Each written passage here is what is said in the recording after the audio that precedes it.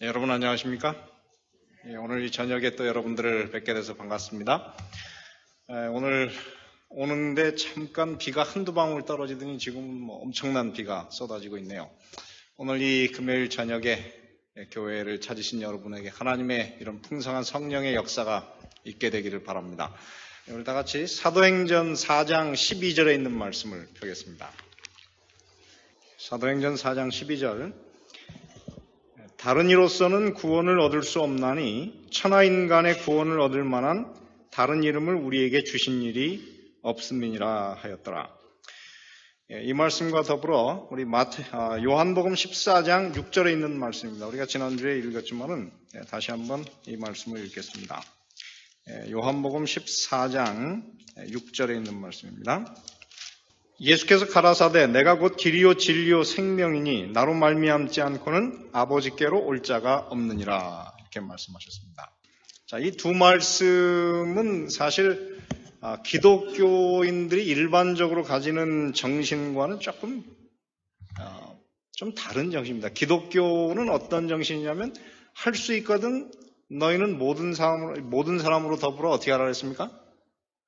평화하라 그렇게 말씀하셨어요. 그리고 높은 데 마음을 두지 말고 도리어 낮은 데 처하라 그리고 말씀하셨고 또 뭐라 그랬냐면은 나는 마음이 온유하고 겸손하니 나의 멍에를 메고 내게 배우라 그렇게 말씀하셨어요. 그래서 예수님의 사상 자체가 뭐냐면은 그거는 겸손이에요. 근데 예수님 이 요한복음 14장 6절에 있는 말씀에 보면은 예수님께서 뭐라고 말씀하셨냐면 나는 길이요 진리요 생명이다. 그렇게 말씀하셨어요. 그리고 나로 말미암지 않고는 아버지께로 이를 사람이 아무도 없다. 그렇게 말씀하셨어요. 그러면 이 말씀은 사실 어떤 면에서 굉장히 좋은 말씀이긴 하지만은 그거를 우리가 가만히 생각해 보면은 다른 종교에는 사실은 무엇이 없다고 하는 것입니까? 구원이 없다고 하는 거예요. 그래서 이 말씀 자체가 다른 사람들을 굉장히 아주 분노하게 만들었습니다. 그래서 이 말 때문에 사실은 제가 지난주에 그 성경 이 말씀을 드린 다음에 한번 그 인터넷을 찾아봤더니 이 사도행전 4장 12절의 말씀을 중심으로 해가지고 기독교는 오만한 종교인가 혹은 기독교는 배타적인 종교인가 이런 제목을 가지고 수십 편의 글이 올라와 있었어요. 그래서 제가 한번 시간을 내서 최대한 그 글을 많이 읽어봤습니다. 그래서 그 글을 쭉 보면서 제가 느낀 거는 이 글을 통해서 정말 자칫하면은 다른 우리 기독교인이 아닌 다른 사람들은 좀 이 글을 들으면 좀 화가 나겠다 그런 생각을 했어요. 그래서 여기 보면은 뭡니까 이게 플루럴리즘, 다시 말해 다원주의자인 로즈마리 라드포드 루터라고 하는 사람은 뭐라 하냐면은 사도행전 4장 12절에 기록된 그 말을 뭐라고 묘사했냐면은 이것은 불합리한 극단적인 종교 애국주의다. 그렇게 말했어요. 그리고 우쭐한 우월성과 불필요한 판단을 자극하는 영적 제국주의다. 그렇게 말했습니다. 그리고 또 다른 다원주의자 중에 한 사람은 이렇게 얘기했습니다. 우리는 모든 종교가 참되다고 인정한다. 진정한 죄는 다른 사람을 죄인이라고 부르는 그것이 정말 가장 큰 죄다. 그렇게 이야기했어요. 그래서 이 사람들의 글을 통해서 보면은 이 사도행전 4장 12절에 다른 이로서는 구원을 얻을 수 없나니 천하인간의 구원을 얻을 만한 다른 이름을 우리에게 주신 일이 없다고 하는 이 말은 많은 사람들에게 이것이 아주 굉장히 좀 이 기독교에 대해서 반감을 일으키는 그런 말로 묘사를 했습니다. 그래서 사실은 이 기독교인들의 생각 속에서 사실은 많은 사람들은 사도행전 4장 12절의 말씀이 없었으면 얼마나 좋았을까. 그런 생각을 표현한 글들을 제가 봤습니다. 그렇습니다. 그래서 이 사도행전이나 이 여러 글에서 이 기독교는 하나밖에 없는 유일한 종교다라고 얘기하는 것들을 다 지워버릴 수 있었다 그러면은 이 기독교는 다른 종교하고 같이 지내는데 굉장히 좀 평화롭게 지낼 수가 있었을 것입니다. 그러나 이 사도행전 4장 12절과 요한복음 14장 6절의 이 말씀 때문에 기독교는 사실 다른 사람들과 이렇게 가까이 하면서도 그 사람들의 마음속에 그러나 저 사람들은 우리에게는 굉장히 오만한 우리를 아무것도 아닌 것으로 여기는 그 오만한 사람들이다. 이런 생각을 그들의 마음속에 넣게 만들었습니다. 그래서 이 말씀을 좀 지웠으면 좋겠다. 그런 생각을 했지만은, 그러나 여러분 성경을 가만히 뒤져보면 사실 이 두 구절만 없앤다 그래가지고 이런 문제가 해결되지는 않습니다. 왜냐하면 성경에 사실은 창세기부터 시작해서 계시록에까지 그 모든 종교는 다 이런 배타적인, 이 기독교는 배타적인 종교라고 하는 것을 그 바탕에 깔고 기록한 책입니다. 그래서 성경을 찾아보면은 이거는 뭐 한두 군데 있을 수 있는 것이 아닙니다. 자, 그래서 그 십계명 중에서 뭐라고 하냐면 너희는 나 외에 다른 신을 내게 있게 말지니라 그렇게 이야기했어요. 그래서 기독교라고 하는 그 신앙 자체는 다른 종교를 전혀 인정하지 않는 그런 종교. 신명기 6장 4절에도 보면 들으라. 이 들으라고 하는 이 말은 이 히브리 사람들에게는 쉐마 그래가지고 이거는 하나님께서 직접 말씀하시는 굉장히 중요한 그런 말씀으로 이 유대인들은 굉장히 귀를 기울인 그런 말씀인데 여기 이렇게 하겠습니다. 너희 하나님 누구는? 여호와는. 이 하나님이라고 하는 단어의 뜻이 무엇입니까? 그거는 두려운 분 혹은 우리가 그 앞에 섬기고 경외해야 될 분 그런 뜻이에요. 그래서 우리가 경외해야 될 여호와는 몇 명밖에 없습니까? 하나밖에 없다. 그렇게 쓰고 있어요. 그래서 이 성경의 그 바탕을 이루고 있는 사상은 뭐냐면 이 사실은 우리를 위해서 구원하고 그다음에 우리가 섬겨야 될 신은 우주에는 한 분밖에 없다고 하는 그 사상을 바탕에 여기 깔고 있는 것입니다. 그래서 이 성경에서 뭐라냐면 이 다른 신들을 다 뭐라고 부르냐면 성경은 뭐라고 했습니까? 다 우상이라고 불렀어요. 그래서 그 다음에 구약 성경에 특별히 그 열왕기상, 열왕기하, 그 다음에 역대상, 역대하, 그 다음에 선지서에는 이 우상을 다 뭐라고 불렀느냐면은 미운 것 혹은 멸망에 가증한 것이라고 불렀어요. 그래서 이 성경 자체가 사실은 구약 성경 자체에서 이 다른 종교를 인정하지 않는 그 종교로부터 시작하고 있습니다. 그래서 그런 사상이 대표적으로 나타나는 것이 바로 이것입니다. 여러분 이것이 어디인지 아십니까? 이것이 성경 어디에 나오는 그림인가요? 사무엘상 5장에 보면 여호와의 법궤가 블레셋 사람들에게 빼앗겨가지고 이 블레셋 사람들이 이 하나님의 궤를 어디다 뒀습니까? 다곤이라고 하는 그 당시에 그 반은 물고기이고 반은 사람으로 된 그 블레셋 사람이 원래 이 바닷가에 사는 사람들이었기 때문에 이 물고기를 섬기는 그런 사람들. 그래서 이 물고기 신이었는데 이 신의 신전에다 갖다 놓았더니 어땠습니까? 첫날은 다곤 신이 어떻게 했어요? 그냥 앞으로 엎드러졌어요. 그래가지고 이게 뭔 일인가 그래가지고 다시 세워놨더니 그 다음 날은 어떻게 했어요? 넘어지면서 이번에는 목도 부러지고 손도 문지방에 이렇게 걸쳐있는 그런 모습으로 돼 있어가지고 그 나라 사람들이 이게 정말 하나님을 이 여호와를 섬기는 신은 굉장히 이게 불길한 우리 신하고는 좋아할 수 없는 신이고 그래가지고 이 다곤 신에서 이걸 꺼내가지고 다른 원래 이 블레셋이 5 종족으로 돼 있기 때문에 다른 종족으로 보냈더니 그 다음에 어떻게 됐어요? 그 궤가 들어가는 곳마다 큰 독종이 일어나가지고 사람들이 많이 죽게 됐어요. 그래가지고 이 사람들이 더 이상은 하나님의 법궤는 이곳에 있어서는 안 되겠구나. 그래가지고 이것을 이스라엘 원래 그 본처라고 그랬어요. 성경에 보면 본처라고 그랬기 때문에 원래 있는 그 자리로 이것을 보내자. 그래가지고 하나님께서 어떻게 했습니까? 아무도 하나님의 궤를 도울 수 없는 상황이 되었지만은 하나님께서 스스로 자기를 보호하시고 그 다음에 하나님의 궤를 이스라엘로 이렇게 돌아오게 만들었어요. 그래서 여러분 전에 제가 이 장면을 설교하시면서 혹시 이거를 보여드린 걸 기억하십니까? 그래서 이 다곤 신의 그 제사장이나 그 신이 그 머리에 뭘 썼습니까? 물고기의 그 아가미 관을 썼어요. 근데 그 똑같은 관을 누가 쓰고 있습니까?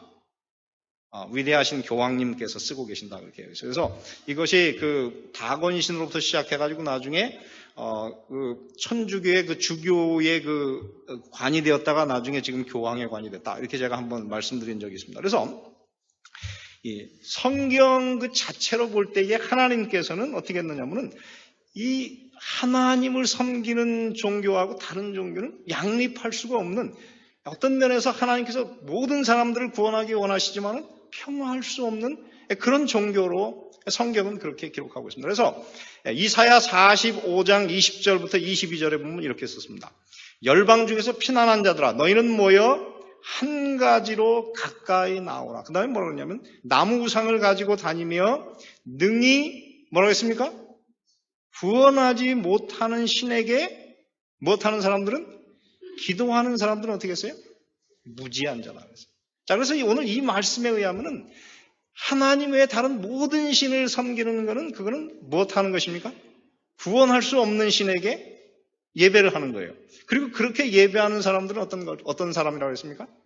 지혜가 없는 그런 신이라고 했어요. 그래서 이 이사야서의 글에 의하면은 모든 우상은 진짜 있는 신을 하나의 상징으로 만들어낸 것이 아니고 누가 만든 거라고 그랬습니까? 그것을 만든 이 성경으로 보면은 말하자면 기능공들, 그것을 만든 그 사람의 기술자가 만들어낸 사람의 작품이다. 그렇게 이야기했어요. 그래서 이거는 하나님의 역사가 아니고 사람이 만든 것이기 때문에 이거는 구원할 수도 없고 그 다음에 사람이 그것을 운반하는 것이 신이 우리를 운반하는 것이 아니다. 그렇게 이야기하고 있습니다. 그래서 이것과 연결되어서 이사야 45장 21절에 보면 이렇게 썼습니다. 너희는 고하며 진술하고 또 피차 상의하여 보라. 이 일을 이전부터 보인 자가 누구냐? 예로부터 고한 자가 누구냐? 나 여호와가 아니냐? 나 외에 다른 신이 없나니 나는 공의를 행하며 구원을 베푸는 누구라? 하나님이라. 그 다음에 뭐라고 했습니까? 나 외에 다른 이가 없니라. 그 다음에 있는 말씀을 같이 읽겠습니다. 시작. 땅 끝에 모든 백성아 나를 어떻게 하라? 앙망하라. 그리하면 구원을 얻으리라. 나는 하나님이라. 다른 이가 없음이니라. 그렇게 이야기했어요. 그래서 이 앞에 있는 것과 완전히 대조되는 그 하나님의 역사를 이곳에서 묘사했는데 하나님 그분은 어떤 분이십니까? 과거부터 미래까지 모든 일을 너희에게 다 진술하고 보여준 그런 하나님이다. 그렇게 이야기했어요. 그리고 세 번이나 뭐라 하냐면 나 외에는 다른 이가 다른 신이 없다 그랬어요? 없다. 그 말을 세 번이나 반복하면서 뭐라 했냐면 땅 끝에 모든 백성아 나를 어떻게 하라? 앙망하라. 이 앙망하라고 하는 뜻이 무엇입니까? 이게 우러러 쳐다보다 그런 뜻이에요. 그래서 하나님을 어떻게 하는 사람들은 쳐다보는 사람들은 무엇을 얻을 것이라고요? 구원을 얻을 것이다. 그렇게 얘기했습니다. 그래서 이것이 바로 이 성경에서 일반적으로 나오는 그런 것이 바로 이 하나님을 섬기는 그런 그 절대적인 혹은 배타적인 종교가 바로 이 성경에 나오는 것입니다. 그래서 우리가 사실 이 땅에서 어떤 면에서 기독교는 모든 종교하고 모든 사람들하고 평화를 하는 것이 좋지만은 그럼에도 불구하고 우리가 어떤 때는 우리의 그 절대적인 진리를 타협하지 말아야 되는 부분이 있습니다. 예를 들어서 여러분 이 말씀을 한번 보시기 바랍니다. 자, 여기 보면은 I have overcome the world 라고 하는 그 성경절이 있습니다. 이 성경절이 어디서 나온 건지 혹시 기억하십니까? 내가 볼지어다 내가 너희가 세상에서는 환난을 당하나 그러나 어떻게 해요? 담대하라. 내가 세상을 어떻게 했다고요? 이겼느니라. 그런데 이 말씀이 어디에 나와 있습니까? 요한복음 16장 33절. 지금 여러분 미주에 있는 우리 교회들을 휩쓰는 지금 운동이 뭔지 아십니까? 골든벨. 여러분 오늘의 신앙이 있죠. 오늘의 신앙에 나오는 모든 성경절들을 다 암기하고 거기 있는 것들을 샅샅이 공부한 다음에 골든벨 퀴즈를 하는데 거기서 골든벨 딱 맞히면은 한국을 왕복하는 1등 하는 사람 골든벨이 딱 울리면 한국 왕복 비행기 티켓을 상으로 준대요. 그래서 우리도 좀 해보고 싶은데 우리는 이 플로리다의 교회가 2개밖에 안 돼가지고 할 수가 없습니다. 지지난주인가? 지지난주죠. 한 2주 전에 이것을 어디서 했느냐면은 아틀란타에서 했어요. 그래서 어느 분이 지금 우승했는지 제가 잘 모르겠는데 그 다음에 거기를 끝난 다음에 이제 볼티모어로 갔다가 그 다음에 이제 뉴욕으로 간다 그러는데 오늘 좀 우리도 그런 성경을 좀 잘 아시면 좋겠습니다. 그런데 여기서 지금 제가 하고자 하는 말씀은 내가 세상을 이겼느니라. 여기서 have overcome의 그 시제가 무엇입니까? 이 시제가 뭐죠? 이것을 우리가 어떻게 해요? 모든 사람들하고 평화해야 되니까 어떻게 해요? 평화하려고 그러면 다른 사람의 잘못도 얘기하면 안 되잖아요. 그러니까는 제가 문법 선생님인데 모든 학생하고 평화하려고 그러면 어떻게 해야 됩니까? 다 맞다. 미래라고 했든지 현재라고 했든지 과거라고 했든지 다 맞다 그러면은 여러분 그게 올바른 것입니까?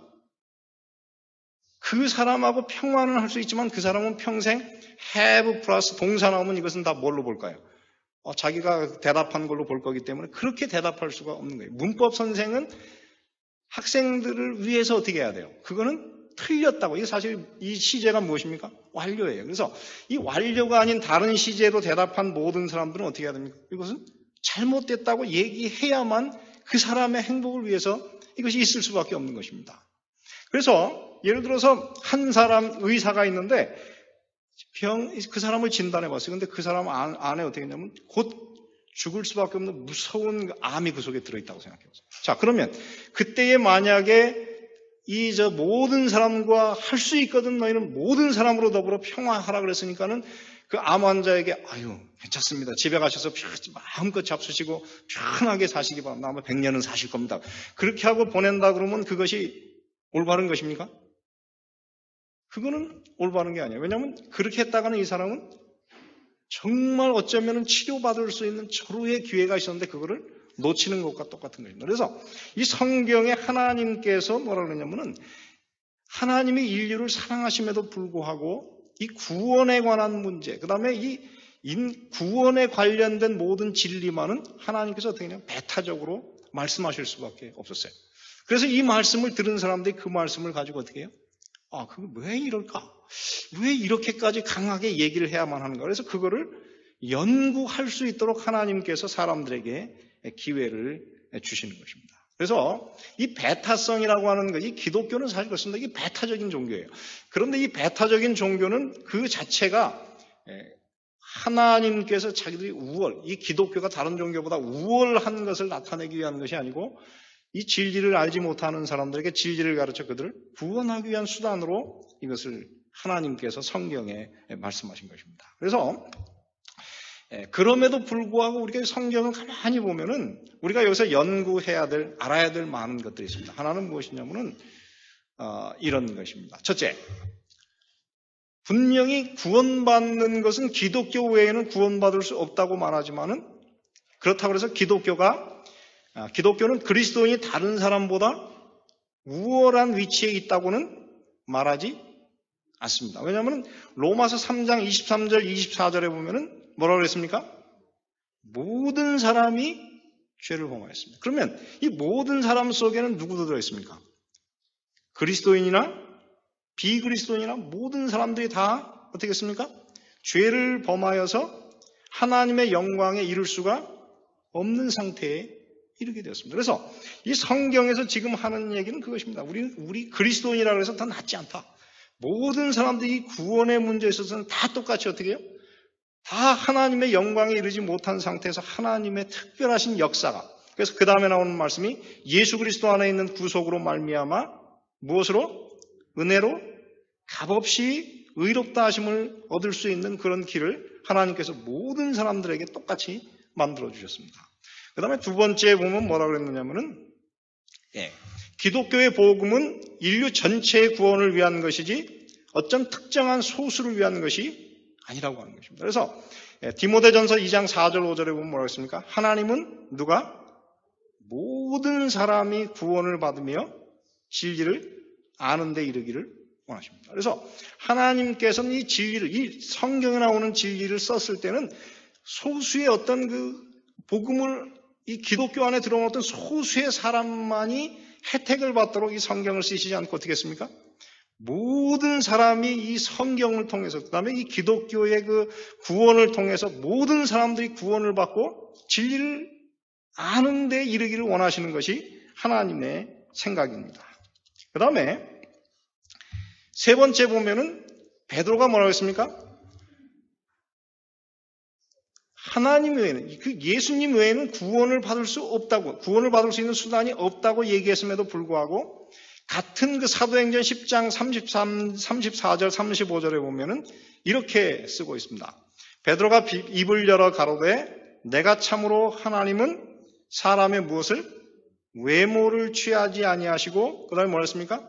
각 나라 중에 하나님을 경외하며 의를 행하는 사람은 하나님이 어떻게 해요?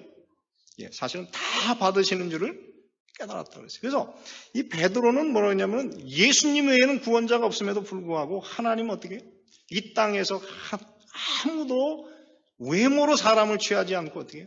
하나님을 진실하게 섬기기를 원하는 사람이면 누구나 구원을 받을 수 있도록 하는 이 두 가지를 베드로는 다 인정하고 있어요. 자, 그 다음에 한 가지를 더 보겠습니다. 자, 네 번째 보면은 그러므로 이 복음이 전달되고 나면은 어떻게 해요? 복음을 통해서 구원받을 사람들은 어떤 정해진 나라로부터만 구원받을 것이 아니고 어떻습니까? 이 땅에 있는 모든 민족과 모든 방언과 모든 나라로부터 구원받을 사람들이 올라올 것이라고 성경에 이야기를 해주고 있습니다.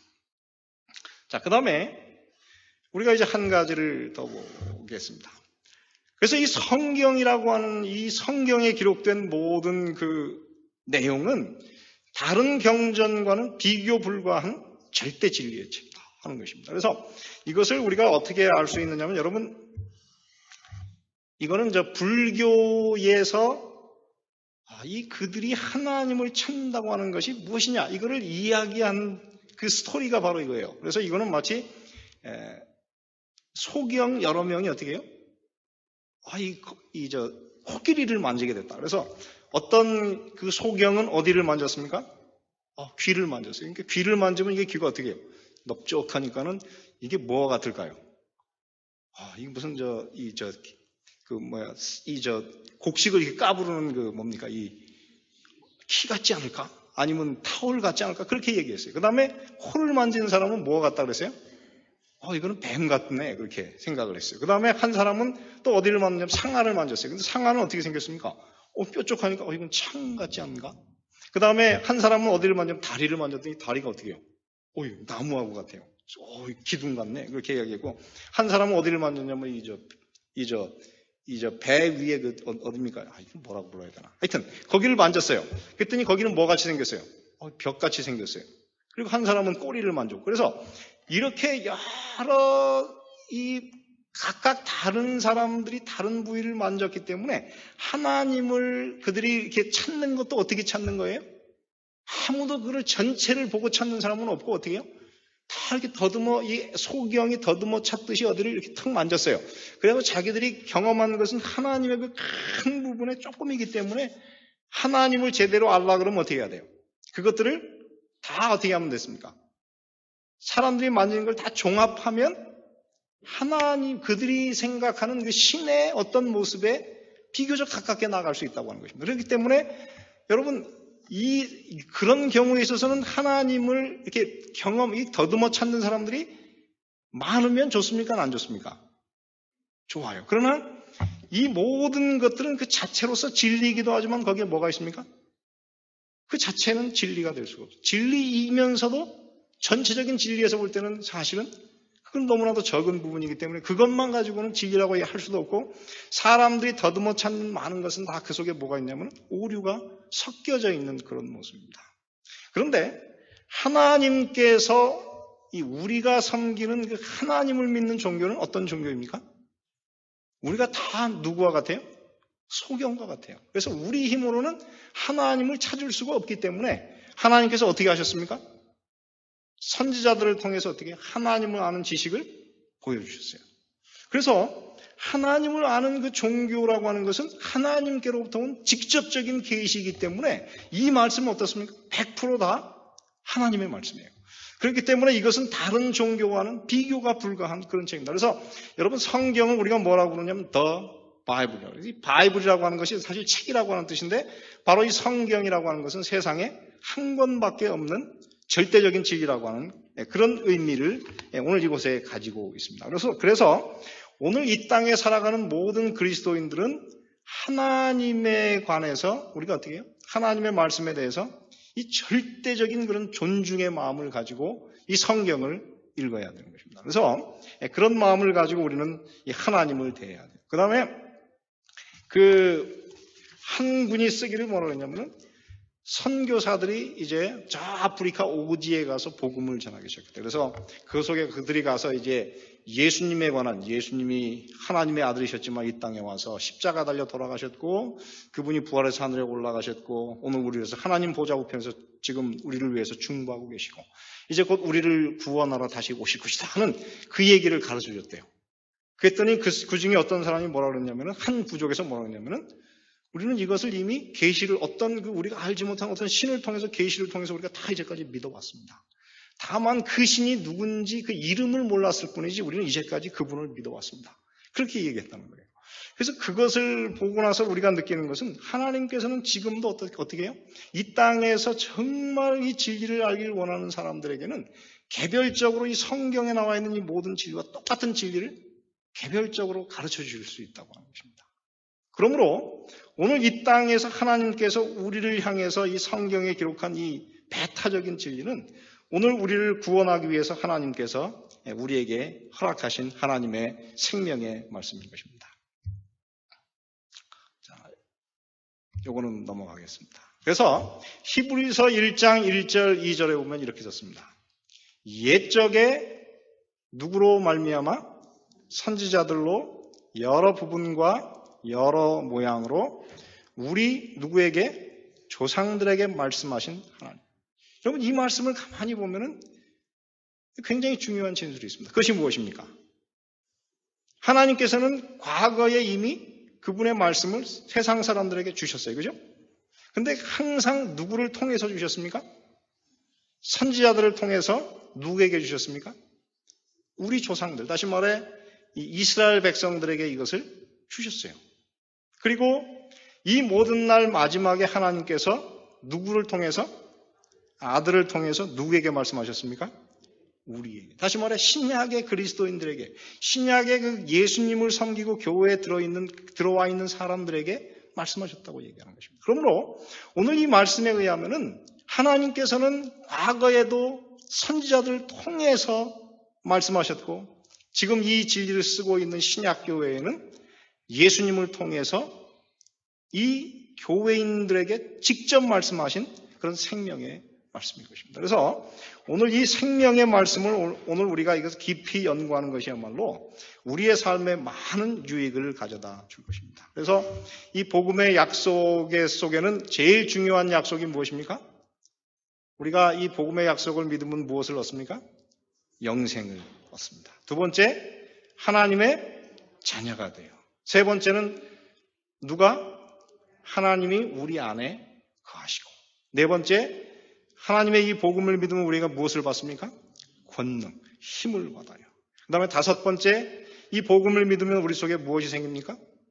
변화가 생겨요. 여러분, 저는 이 교회를 다니면서 정말 여쭤보고 싶은 것이 이것입니다. 우리가 교회를 수십 년을 다녔는데 정말 이 복음을 통해서 변화를 경험하셨습니까? 옛날이나 지금이나 우리가 변화 없이 똑같다 그러면은 이건 성경의 그 진리를 우리가 뭔가는 잘못 믿고 있는 거예요. 그 다음에 예수님의 이 복음의 약속 가운데는 우리에게 무엇을 주십니까? 자유를 주십니다. 그래서 이 죄로부터 자유할 뿐만 아니라 우리가 많은 무엇입니까? 에딕션, 다시 말해 중독으로부터도 자유할 수 있는 힘이 이 복음 속에 들어있어요. 그리고 마지막으로 어떻습니까? 성령의 열매를 우리가 받을 수가 있습니다. 그러면 이 모든 약속들을 우리가 받을 수 있는 방법이 무엇입니까? 이 약속들을 우리 것으로 만들 수 있는 비결이 무엇입니까?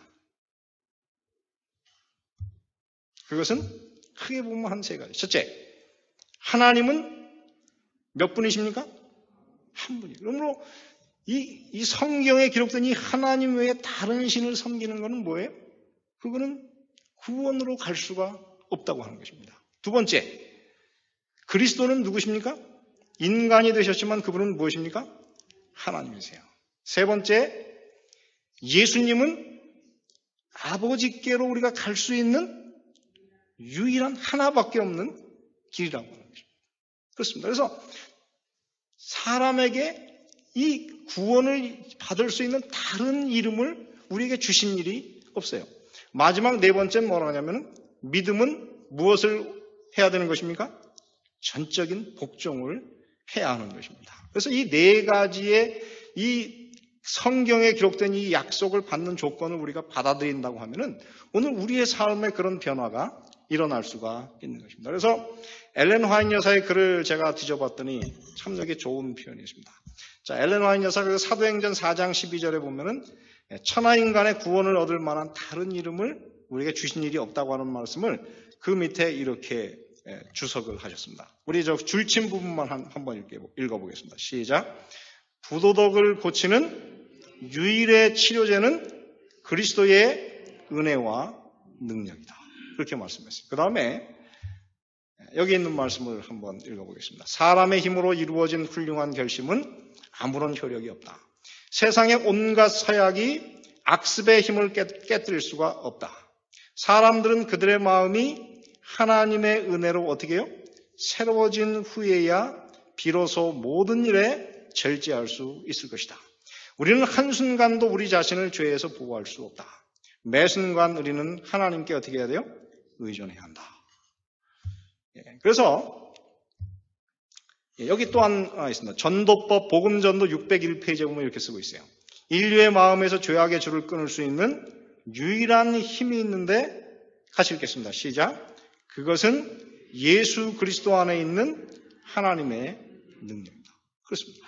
그래서 오늘 이 엘렌 화이트 여사가 사도행전 4장 12절을 주석하면서 뭐냐면 그거는 죄로부터 우리가 구원을 받을 수 있는 유일한 비결은 예수 그리스도 안에 있는 하나님의 능력과 은혜입니다. 그렇게 이야기를 해주고 있습니다. 그래서 저는 오늘 이 교회를 다니시고 이 마지막 시대에 예수님의 재림을 기다리는 우리 모든 재림 성도들에게 이 땅에서 우리가 예수 그리스도의 십자가와 그의 보혈을 의지함으로 오늘 우리 모두가 다 죄에서 승리하시고 하늘나라에 들어가시는 그런 거룩한 백성들이 되시기를 간절히 바랍니다. 오늘 제가 여러분들에게 한 사람을 소개해 드리겠습니다. 이 사람이 누군지 아십니까? 이 사람은 로버트 로울이라고 하는데 여러분 성경에 우리 찬미가에 보면 Nothing but the blood라고 하는 이 영어로 된 제목입니다. 근데 저 말하자면 노래의 그 곡을 쓰고 가사를 직접 작사한 그런 분이세요. 이 사람이 그 침례교 신학을 다녔고 나중에 졸업해서 이제 목사가 되었습니다. 그래서 여러 교회를 다니면서 말씀을 전했다가 40세부터 이 사람이 처음으로 이 음악을 배우지 않았지만은 찬미가를 작곡하기 시작했어요. 그래서 자기 평생에 이 사람이 약 500곡의 노래를 작곡했답니다. 그리고 그 사람이 부르는 노래 중에 이 사람이 쓴 노래 중에 우리에게도 잘 아는 그 몇 가지 그 노래가 있는데 그 중에 하나가 무엇이냐면은 여러분 그 노래 아십니까? 여러 해 동안 주 떠나 세상 쾌락을 즐기고 이 찬미도 이 사람이 쓴 그 대표적인 노래 중에 하나였대요. 한 번은 이 사람이 이 찬미가를 이제 쓴 다음에 한 그 굉장히 노래를 잘하는 그 여자분이 있었다고 그래요. 근데 늘 교회에서 노래를 하다가 어느 날 나이가 40이 된 과부가 되었을 때 노래를 그쳤답니다.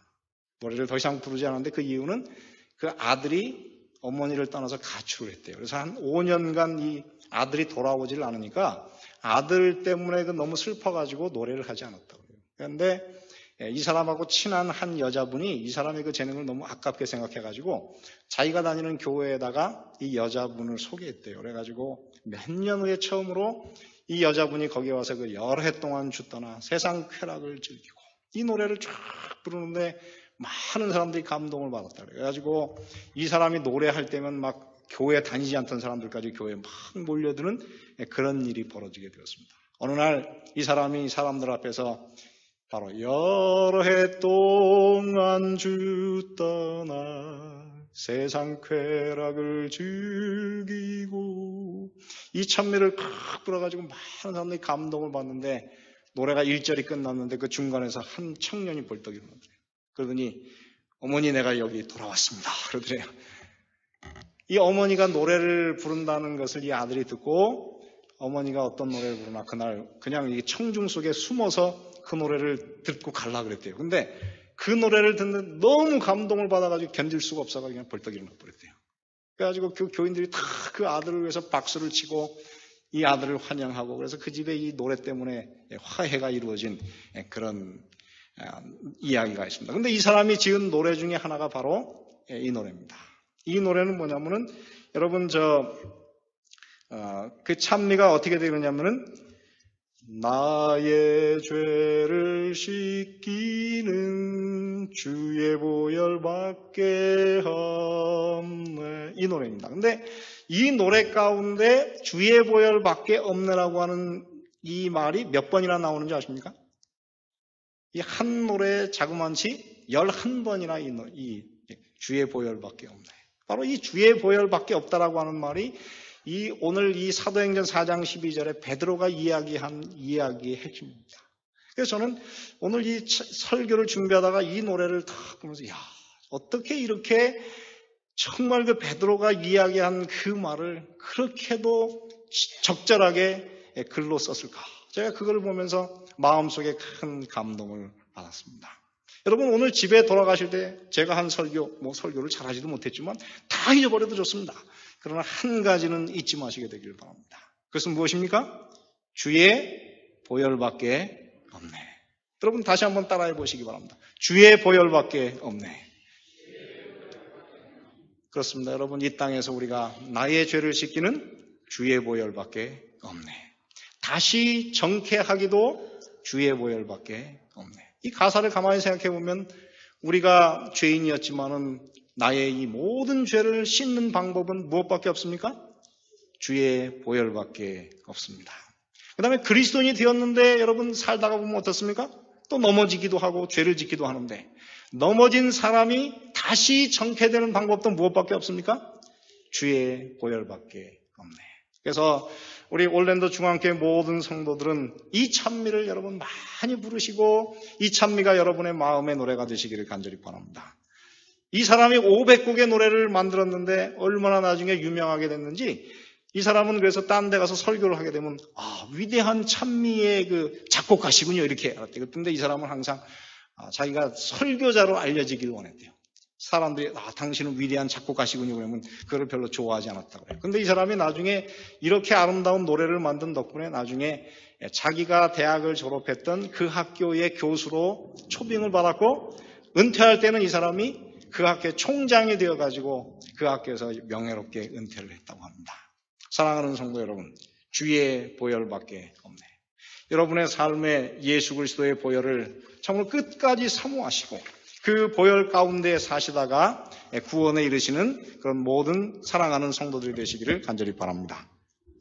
은혜로신 아버지 하나님, 이 어두운 세상 가운데 저희처럼 부족하고 흠이 많은 인생을 택하여 주시사 주님의 자녀 삼아주시고 그리스도의 십자가의 보혈을 통하여 저희를 주님의 참으로 거룩한 백성으로 삼아주시고 우리의 과거의 모든 죄들을 씻어주시며 오늘 정결케 하는 당신의 피를 통하여 하나님 앞에 설 수 있는 은혜를 베풀어 주시니 감사를 드리나이다.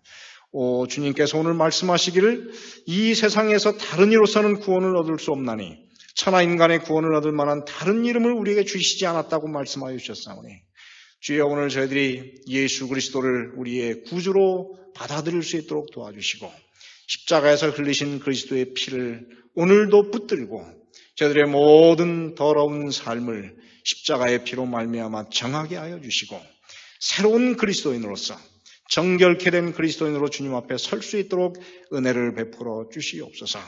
하늘까지 걸어가는 길에 저희들이 실족할지라도 저희들 끊임없이 그리스도의 십자가만 붙들게 해주시고 주의 보혈로 저희의 모든 죄들을 다시 한번 씻어 주님 앞에 설 수 있는 그리스도인들이 될 수 있도록 은혜를 베풀어 주시옵소서. 그래서 저희들이 다 구원받아 하나님의 보좌 앞에 섰을 때에 주의 보혈밖에 우리를 구원한 것이 없다고 주님 앞에 우리의 삶으로 간증할 수 있는 변화된 그리스도인들이 될 수 있도록 은혜를 베풀어 주시옵소서. 오늘 머리 숙인 당신의 모든 자녀들에게 오늘 다시 한번 십자가에서 흘리신 그리스도의 피를 부어 주셔서 우리의 굳은 마음을 부드럽게 하여 주시고 용서받지 못한 우리의 모든 죄들을 다시 한번 주의 은혜로 말미암아 정하게 되는 오늘 참으로 순결하고 거룩하게 되는 위대한 경험이 우리 가운데 일어날 수 있도록 은혜를 베풀어 주시옵소서.